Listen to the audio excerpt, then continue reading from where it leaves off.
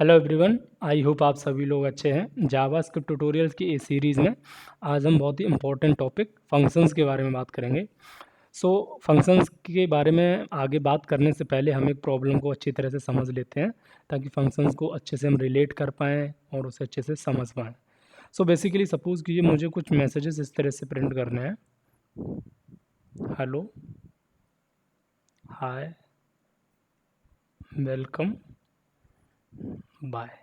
ठीक है, मैंने 4 मैसेजेस कुछ इस तरह से लिखे। अगर मैं इन्हें रन करूँगा तो हमारा आउटपुट एज इट इज़ आ जाएगा जो हम चाहते हैं।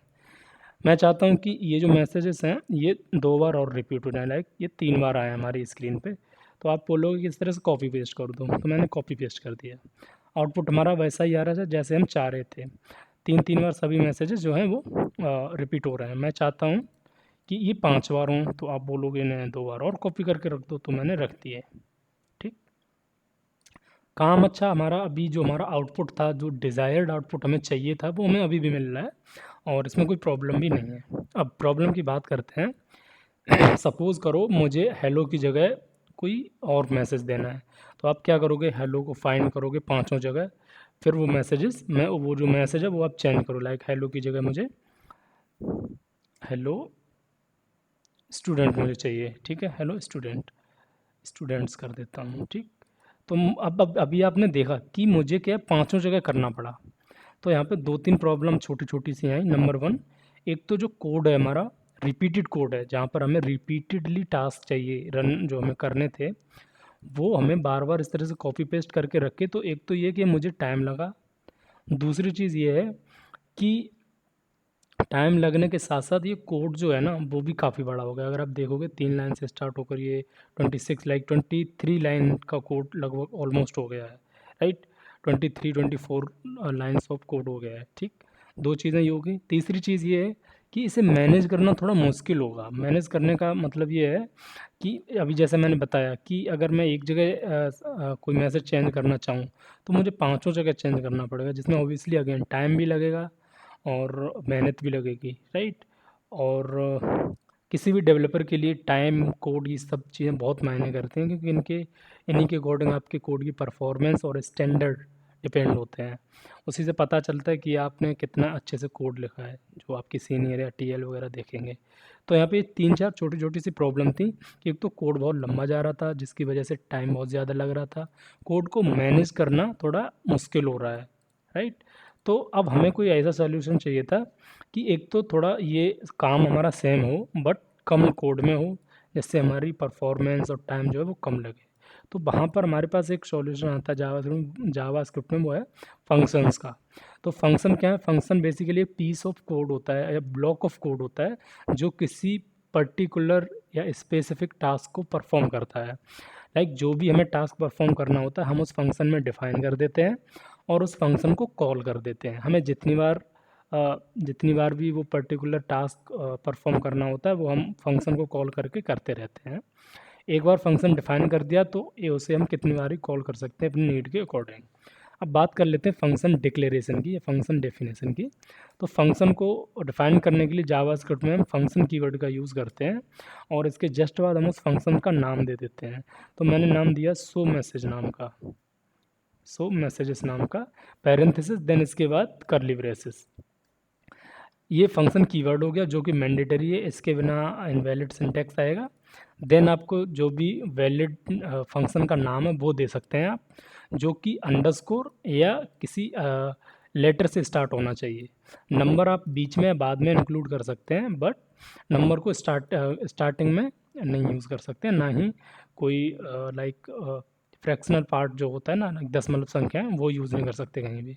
ओके, तो ये हमारी होगी फंक्शन डिक्लेरेशन या फंक्शन डेफिनेशन, ऐसे आप बोल सकते हैं, जिसमें ये फंक्शन का नाम हो गया। कर्ली ब्रेसेस के अंदर जो हम लिखेंगे वो होगी फंक्शन बॉडी, राइट। तो सपोज़ करो जैसा कि मैंने बताया था, अभी इसी कोड को थोड़ा छोटा करते हैं, तो मैं कॉपी करके इसके अंदर लिख देता हूँ फंक्शन के अंदर फंक्शन बॉडी जैसे, और ये बाकी का कोड हटा देता हूँ। ये तो अपना हो गया function declaration, like function define, ठीक है। और दूसरी चीज़ आती है, अभी क्या है, अभी ये रन नहीं होगा, लाइक रन होगा बट ये कोड कोई आउटपुट नहीं देगा, बिकॉज अभी हमने जस्ट फंक्शन को डिफाइन किया है, कॉल नहीं किया है। कॉल करने के लिए कॉल द फंक्शन, कॉल करने के लिए मैं सेम फंक्शन का नाम जो होगा वो पैरेंथेसिस के साथ लेंगे तो फंक्शन वो कॉल हो जाएगा सिंपली, बस इतना करना है। अब आप देखना ये टास्क परफॉर्म हुआ। अब जैसा कि मैंने कहा मुझे ये 5 बार चाहिए तो सिंपली मैं कॉपी पेस्ट कर दूंगा 5 बार, कुछ इस तरह से। फिर से मैं इसे रन करूँगा तो आप देख सकते हो 5 बार हमारा आउटपुट आया। जो काम हमने इस सेम टास्क को, ये 4 लाइन को कॉपी करके 5 बार लिखा था, जो कि 24 लाइन्स का कोड हो रहा था, उससे जो हमारा आउटपुट, डिज़ायर्ड आउटपुट निकल के आ रहा था, सेम वही आउटपुट हमारा इस कोड से आ रहा है। लेकिन डिफरेंस ये है हमने इसे फंक्शन के थ्रू किया है। अब अगर आप देखोगे 3 से 15 यानी कि लगभग ये 12 या 13 लाइन का कोड हो रहा है, जो कि ऑलमोस्ट आधा है जो हमने पहले कोड लिखा था। तो आई होप आपको फंक्शन की जो प्रॉब्लम थी कि किस प्रॉब्लम को सॉल्व किया वो थोड़ा सा समझ आया होगा, और फंक्शन है क्या, कैसे उसे कॉल करते हैं और कैसे उसे डिफाइन करते हैं, राइट। तो कुछ इस तरह से जो बेसिक फंक्शन वर्किंग होती है या बेसिक फंक्शन डिक्लेरेशन होता है वो कुछ इस तरह से होता है। एक बार डिफाइन करने के बाद आप कितनी बार भी इसे कॉल कर सकते हैं, ठीक है। वो आपकी नीड पे डिपेंड करता है कि आप कितनी बार उस फंक्शन को, पर्टिकुलर फंक्शन को कॉल करना चाहते हैं। अब इसके बारे में कुछ इंपॉर्टेंट चीज़ें देख लेते हैं। लाइक जैसा कि मैंने कहा था कि आप किसी नंबर से फंक्शन को स्टार्ट नहीं कर सकते, कुछ इस तरह से। अगर आप ऐसा करते हैं तो एरर आ जाएगी, identifier starts immediately after numeric literal. तो नंबर को आप बाद में, हाँ, इस तरह से अंडरस्कोर से स्टार्ट कर सकते हैं, उसमें कोई प्रॉब्लम नहीं है। या नंबर आप इंक्लूड करना चाहते हैं तो बाद में कर दीजिए, बट स्टार्टिंग में नहीं कर सकते, ओके। तो ये कुछ इंपॉर्टेंट चीज़ें थी, नॉर्मल और बेसिक इंपॉर्टेंट चीज़ें अबाउट द फंक्शन, जो मैंने जस्ट आपको अभी बताई। दूसरी चीज़ फंक्शन के बारे में ये है कि फंक्शन का जो नाम है वो किसी प्री डिफाइंड कीवर्ड से मैच नहीं करना चाहिए। फॉर एग्जांपल लेट, लेट हमारे पास क्या है, प्री डिफाइंड वर्ड है, लेकिन क्या है कि कभी कभी एरर अगर नहीं भी देगा तो भी हमें ये करना नहीं चाहिए। क्यों नहीं करना चाहिए? क्योंकि ये प्री डिफाइंड कीवर्ड है तो क्या कन्फ्यूज़न होती है, राइट। लेकिन प्री डिफाइन अगर कोई फंक्शन है तो उसका यूज़ नहीं करना चाहिए। फॉर एग्जांपल अलर्ट, ठीक है, अलर्ट एक फंक्शन होता है, अलर्ट एक फंक्शन होता है। अभी क्या करेगा ये, अभी आप करो ये रन हो गया, लेकिन दिक्कत क्या है, ये डिफाइन क्या, ये एक तरह से ओवरराइड कर देता है जो कि हमारा जावा स्क्रिप्ट में पहले से विंडो ऑब्जेक्ट का एक फंक्शन होता है अलर्ट। अब देखो मैं दिखाता हूँ, अभी आप बोलोगे कि ऐसे कैसे मान लें कि होता है, तो मैं काम करता हूँ, मैं ये हटा देता हूँ, सिंपल अलर्ट लिख देता हूँ और इसमें लिख दिया मैंने हाय। तो क्या है, वो करना नहीं चाहिए, ठीक है। अभी मैं आपको दिखाता हूँ इसका आउटपुट। तो ये अगर इसे मैं यहाँ रन करूँगा तो कंसोल में नहीं दिखेगा, वो हमें ब्राउज़र में दिखेगा। तो मैं ओपन कर लेता हूँ और थोड़ी छोटी स्क्रीन कर लेता हूँ ताकि आपको दिख जाए। तो जैसे ही मैं इसे रन करूँगा तो आप देखना, सॉरी इधर रन करूँगा, देखो देख रहे हो हाय। अगर मैं इसे फिर से वेलकम मैंने कर दिया तो देख रहे हो वेलकम आ गया।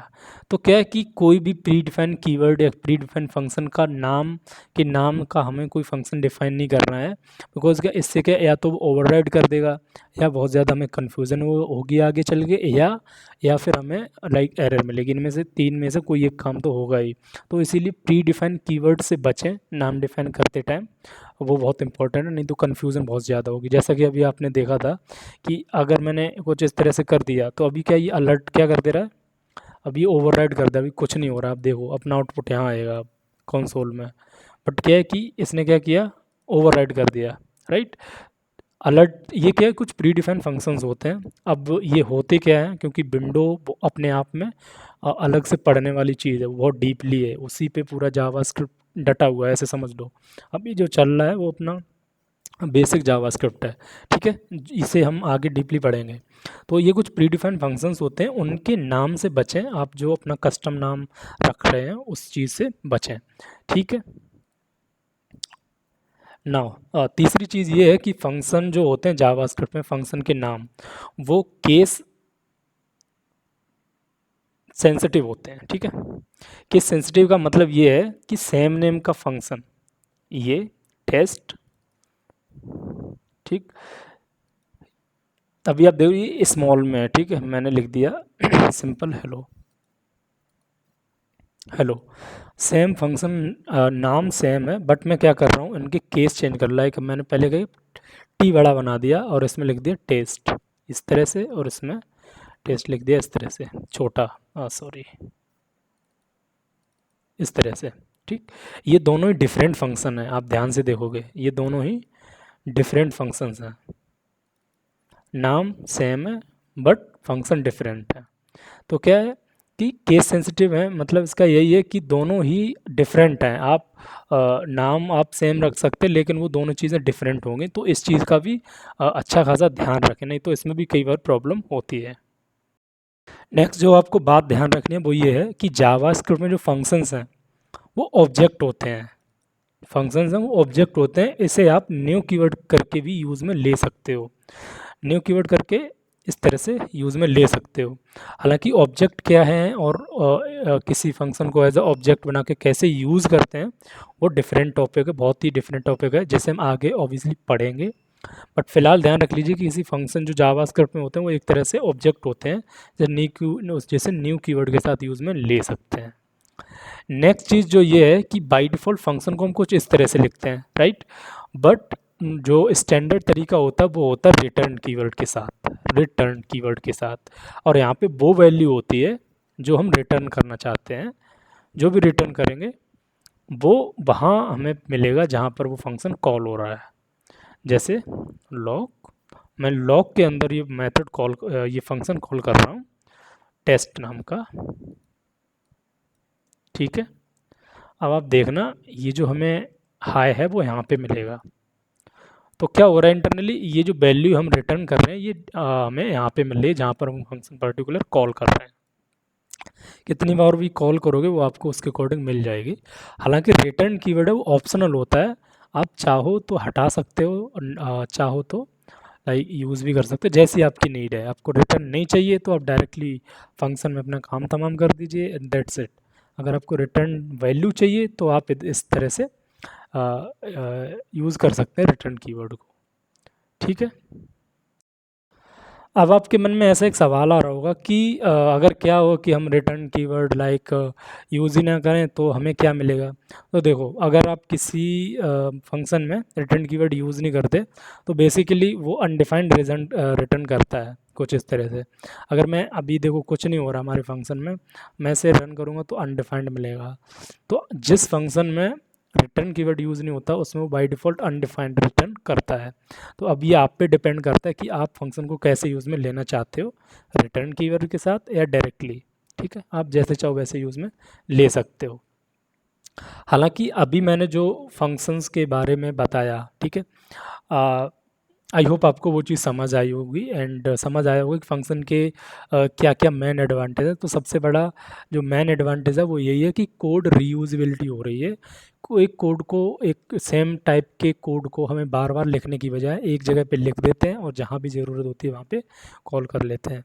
दूसरी चीज़ ये है कि मैनेज करने में बहुत ईजी है।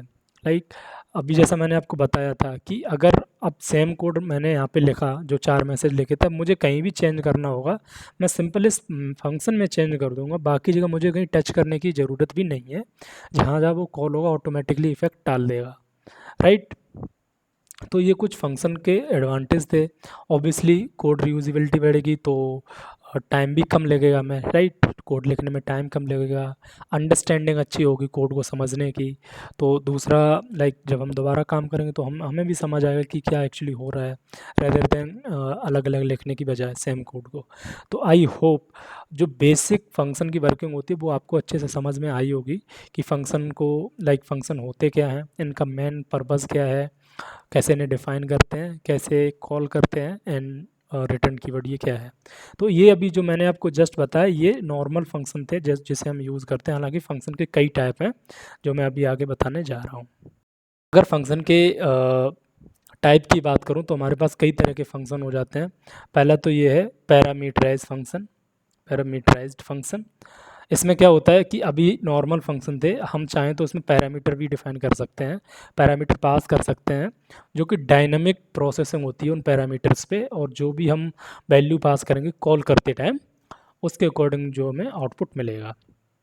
दूसरा हमारे पास होता है रिकर्सिव फंक्शन।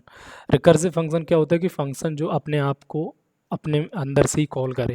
लाइक इसके अंदर सिंपल इस तरह से, अब ये रिकर्सिव फंक्शन हो गया, जस्ट लाइक रिकर्सिव का एक तरह से लूप समझ लो इसे आप, लूप चल जाता है, बट इस पर इसका लोड ज़्यादा होता है लूप से रिकर्सिवली जब हम फंक्शन को कॉल करते हैं। तो आप देख सकते हो सेम फंक्शन को उसी फंक्शन के अंदर कॉल कराया, ये अपना रिकर्सिव फंक्शन हो गया। तीसरा टाइप होता है call back function. Call back function ये देखो, नॉर्मल हम जब नॉर्मल वैल्यू पास करते हैं फंक्शन में तो पैरामीटराइज्ड हो जाते हैं। अब अगर हम एक फंक्शन को एज आर्ग्यूमेंट ही पास कर रहे होंगे तो वो कॉल बैक फंक्शन एक तरह से हो जाता है। आई नो आपके ये बात थोड़ी सी ऊपर ऊपर जा रही होगी, बट इट्स फाइन, आगे हम डीपली इन्हें और अच्छे से पढ़ेंगे, अभी जस्ट ओवरव्यू आप समझ लीजिए। चौथा कह सकते हैं हम एरो फंक्शन। एरो फंक्शन ये एक्चुअली शॉर्ट ट्रिक होती है फंक्शन को यूज़ करने की, जहाँ पर हमें सिंगल लाइन फंक्शन की ज़रूरत पड़ती है तो हम एरो फंक्शंस को यूज़ कर लेते हैं, तो ये भी आगे पढ़ेंगे। नेक्स्ट जो हमारे पास होता है वो होता है variable length argument function. Variable length argument functions.